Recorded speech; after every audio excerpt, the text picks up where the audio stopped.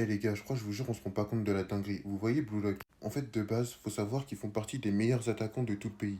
Genre, tu vois, tous ceux qui participent au Blue Lock là, ils ont le potentiel de devenir le meilleur au monde. De base, Gagamaru, c'est comme ça qu'on lui a vendu le truc en tout cas. Juste regardez la formation, les gars. Au début, il était en pointe, il était tout devant, c'était lui le buteur de l'équipe. Maintenant, plus Blue Lock ça continuait, puis il commençait à descendre dans la position, tu vois. Jusqu'à, ils l'ont mis gardien. C'est une dinguerie. Il était buteur de base, il a terminé gardien. Je crois, on se rend pas compte de la dinguerie. En mode là, on lui a vendu qu'il allait devenir le meilleur buteur de l'histoire et il finit au cage.